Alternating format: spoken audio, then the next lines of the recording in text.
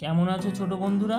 আজকে তোমাদের একটা বেগুন এঁকে দেখাবো খুবই সহজ পদ্ধতিতে। তোমরা একবার দেখো আর বাড়িতে বসে প্র্যাকটিস করো, দেখো তোমরাও আঁকা শিখে যাবে। আমি এই দাগটা দিয়েছি দেখো কিভাবে, আর এই বেগুনের বোটাটা এঁকে নিচ্ছি এই দিয়ে এইভাবে। এবার এখান থেকে এই তিনটে বোটা আমাদের সামনের দিক থেকে দেখা যাবে করে নিলাম। এবার আমরা একটা মার্কার দিয়ে দাগ বরাবর মার্জিনগুলো টেনে নেব। এই যেভাবে আমি নিচ্ছি দেখো এই এই এই হয়ে গেছে।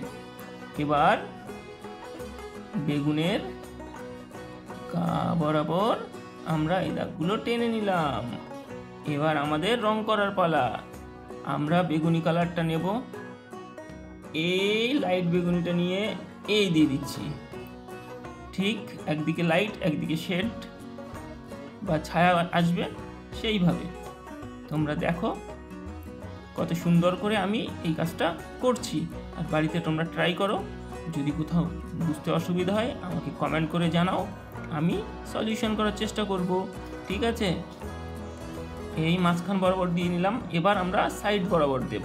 ঠিক আছে, ফাঁকা রেখেছি কিন্তু কিছুটা মাঝখানে, এটা কিন্তু মাথায় রাখতে হবে।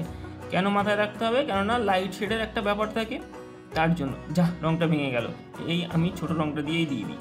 যাই হোক, এই দা হয়ে গেল। ঠিক আছে, এবার কি করব তোমরা দেখতে থাকো। এবার ডার্ক ভায়োলেট মানে ডিপ ভায়োলেটটা দেব, দিয়ে এইভাবে মিশিয়ে দেব।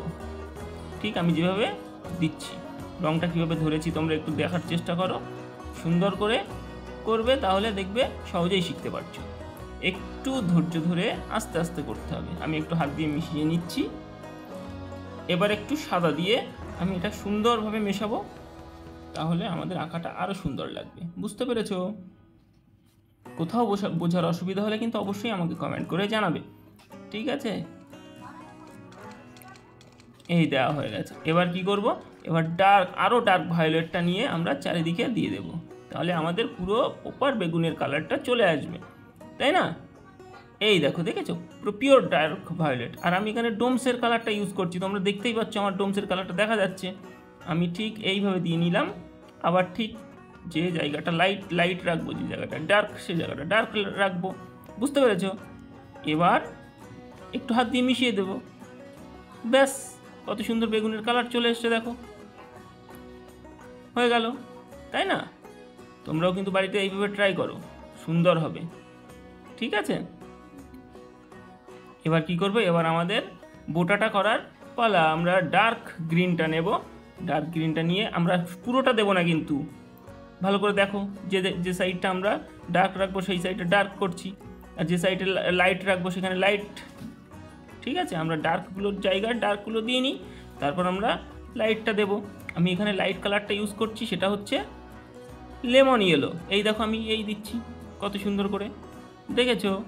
তোমরা কিন্তু বাড়িতে ট্রাই করো, দেখো সুন্দরভাবে শিখে যেতে পারবে খুবই সহজে। কালারিংটা খুবই একটা অসুবিধার বিষয়, আমি জানি। এবার আমি গ্রে কালার দিয়ে বা ছাই কালার দিয়ে নিচের দিকটা একটু দিয়ে দিচ্ছি, যাতে বেগুনটা আরও সুন্দর লাগে, যে মাটির উপরে আছে। ঠিক আছে, কোনো কঠিন বিষয় না কিন্তু। তোমরা বাড়িতে একবার প্র্যাকটিস করো, ট্রাই করো, দেখো, আঁকো। স্কেচটা কিন্তু অবশ্যই করবে সুন্দরভাবে। দেখো আমার হয়ে গেছে প্রায়, ব্যাস একটু কালো দিয়ে দেবো। ওই জায়গাটা একটু বেশি ডার্ক, তার জন্য একটু কালো দিয়ে দিচ্ছি। একটু হাত দিয়ে মিশিয়ে দেবো, এই যেভাবে আমি দিচ্ছি দেখো, এইভাবে ঠিক সুন্দরভাবে। এই যে বেগুন আঁকা শেষ হলো। দেখা হচ্ছে পরের ভিডিওতে, ততক্ষণের জন্য টাটা।